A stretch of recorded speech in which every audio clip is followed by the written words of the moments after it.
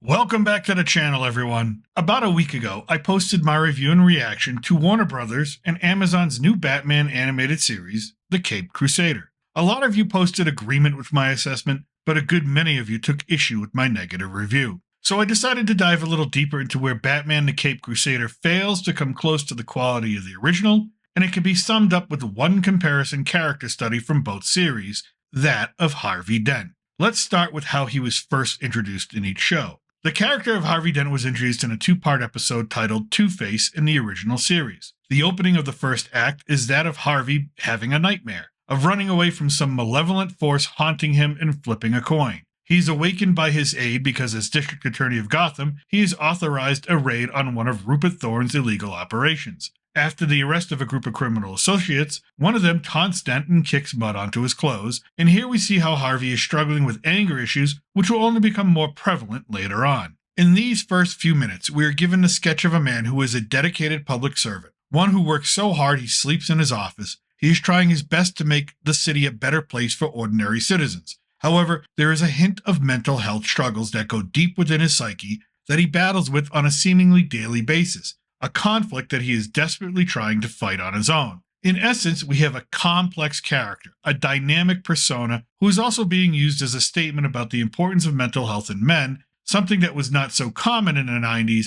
and one that is handled with great care later on with the series. In comparison, the Caped Crusader introduces their version of Harvey Dent as a foil for Barbara Gordon. He's portrayed as a misogynist, a creep who is only using his office to further his career with no real dedication to the rule of law, ensuring a fair trial, or for the truth in general. He comes off as lazy in his work, disconnected from his role as a servant leader, and just unlikable in general. This is explicit in how Barbara scolds him for going forward with a trial when witnesses have gone missing and extenuating circumstances have been ignored, implying he is a puppet for Rupert Thorne, Gotham's biggest mob boss. Harvey's response to this is to condescendingly offer to flip a coin for a better outcome to the trial, and then offers her a campaign button as he's also a candidate for mayor. All of this Barbara refuses because she's actually repulsed by him as a person. This Harvey Dent is a flat character. He is given no redeeming qualities, he has no conflict within himself, he's already a semi-villain, and typical of this new series, it's due to his gender and identity, that of a white male. And this is the first sign of lazy, activist writing that is so prevalent in the show, a trait that is the genesis for its ultimate failure to attain the quality of writing its predecessor achieved week after week. Now, to truly understand Harvey Dent, it is also important to examine his relationships with other characters, specifically Bruce Wayne, Rupert Thorne, and women in general. In the original series, Bruce is a dedicated friend who has the well-being and happiness of Harvey front of mind. We see this in how Bruce throws a fundraiser for him, how Bruce consoles him and encourages him to continue to seek mental help after witnessing an episode of public anger, and how, as the Batman later on, when Harvey transforms into the criminal Two-Face, his goal is not to arrest Harvey, but to steer him off his vengeful path and get him the mental health assistance he needs. In the Caped Crusader, the first interaction between Bruce and Harvey is superficial and centered around getting a drink. That's it. You get the sense that these two are more interested in enabling frat boy behavior when in each other's company, and nothing comes close to hinting at a lifelong friendship that has seen the two support each other in positive, healthy ways. In fact, it is outright stated by Alfred that the Batman is the one who pushed Harvey over the edge, drove him mad by forcing him out of the house after he was attacked and scarred way too early. Alfred lets Bruce know that he is only interested in solving a case and has no real understanding or authentic concern for his so-called friend. Now, Alfred is referring to when Bruce takes Harvey to dinner in the Caped Crusader. Harvey is still bandaged and struggling with being in public. In this scene, we start to see the first hints of anger, the first hints of paranoia that will drive Harvey to become Two-Face. Now, during this dinner, although Harvey is acting out, Bruce is only trying to keep him calm so he can get back to the subject of Harvey's attack. Bruce is only concerned with getting evidence. His primary concern is not, if a concern at all, Harvey's health. Not exactly the kind of behavior a true friend would offer. Again, the writing in the Caped Crusader fails to establish a meaningful relationship between the two. And because there's nothing there, the idea that Bruce even cares about Harvey or has any emotional depth himself lessens the impact of the storyline. The writers are just going through the motions with no real effort to present characters that an audience can have an emotional attachment to.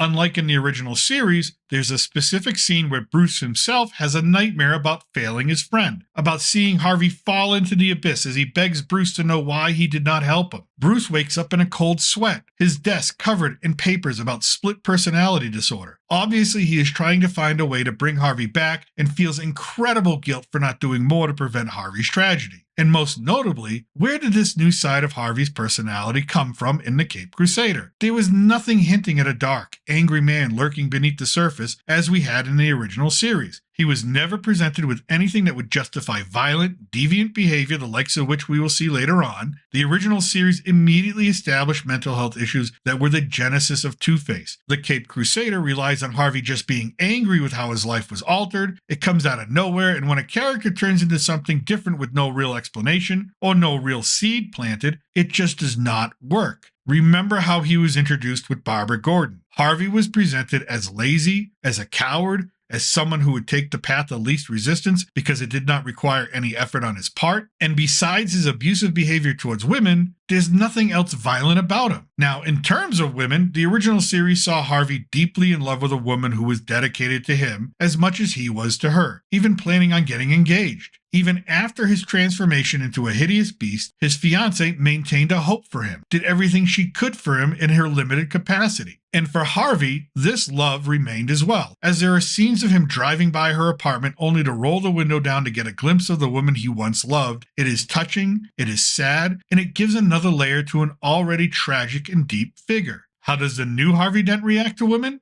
Well, his interaction with Barbara Gordon is very telling. He comes off as a callous man who does not see women as equals. He rudely dismisses Dr. Leslie Tompkins in a later episode when she asks for his help in finding lost children brought to his own carnival fundraising event. And in the same scene where Bruce entices Harvey to go to dinner, a few males pass by, shake Harvey's hand, welcomes him back into the public eye, and although Harvey mutters angry sentiments under his breath, it is the female waitress who gets the full brunt of his outburst. Harvey even gets physical with her as he reveals his scarred face. This is meant to denote Harvey as a cowardly abuser of women. He cannot bring himself to get physical with the men, but a woman, that's a different story. He has no problem unleashing against them. Only when Bruce steps in does he attempt to harm a man. And as district attorney in the original series, Harvey is focused on bringing Rupert Thorne to justice. He is a champion of the law. In the Caped Crusader, he accepts Rupert Thorne's illegal help in winning his election for mayor. He does it out of desperation because he's losing, but more importantly, he does it because he is not a good person. Sure, there are moments when he tries to do the right thing, but these two moments are either too late or they are the impetus for his attack. In the Caped Crusader, he has already gone too far down the rabbit hole to dig himself out. He cannot be redeemed. He is not a redeemable character, which again is where the writing fails in the Caped Crusader. Harvey is a bad guy. His transformation into Two-Face is not really a transformation, just an exacerbation. As Harvey Dent, he made the choice to be who he was. As Two-Face, he just uses his tragedy as an excuse to be even worse. In the original series, his accident and scarring is a trigger, one that he cannot control because of the existing, already established traumas that he carries. It is a descent into madness and disorder. He is still redeemable, and he is still fighting, although losing, against a rising tide. Finally, we get to how each series concludes their Harvey Dent story arcs. In the original series, when confronted by Thorne, Harvey, still volatile and still lashing out, does what he does to save his fiancée. He has a selfless motivation. Yes, he does try to end Thorne in the end, only to be thwarted by the Batman, but that closing scene of him searching for his coin amongst many others, releasing a guttural scream of anguish and helplessness, is absolutely heartbreaking. He is still Two-Face, but he is still a man who has a chance and a will to find balance. In the Caped Crusader, he only turns into a sympathetic character when he is confronted with his own mortality, when he is being hunted down by Thorne's men after he has murdered 12 gangsters and almost shot, on purpose, Thorne's teenage son. This arc is not transformative. It is self-preservation, and of course, it is because of Barbara Gordon doing all the heavy lifting at first, not Harvey making any effort. And when Harvey does make the ultimate sacrifice, taking a bullet for Barbara, it is an empty gesture. He is already wounded, and it is heavily implied that he will eventually die from his wound. So yes, he does save a life, but the question remains, did he do it out of purity and appreciation for another trying to help him? Or did he do it because he was dying anyways? And that, coupled with his crimes, his scarred face, his failed career, and the prospect of going to jail for life, give him the excuse to just end it all? Was it selflessness or was it self-serving? I tend towards the latter. So here we have 2 Batman series, 2 Harvey Dents, 2 character arcs, and only one of them done right. The original series, a show that provided villains and heroes with motivations, complications, and emotional anchors, or The Caped Crusader, a show that forgot that the best Batman stories revolve around plot, narrative, and most importantly, the well-developed characters that populate Gotham City. I think you now know which one I prefer and why. And that's what I think. Let me know what you think in the comment section below. Have you seen the Caped Crusader series on Amazon? And how do you think it compares to the original animated series? And if you want more comic book and pop culture commentary, click on the links in the description for my Welcome to the Comicverse playlist and my general movie review playlist. And if you liked this video, consider hitting the like button, subscribing to the channel, and sharing this video with others. It really helps us out each week. I thank you for watching, and remember, I'm still your reluctant gringo from south of the border. Salute and a huevo.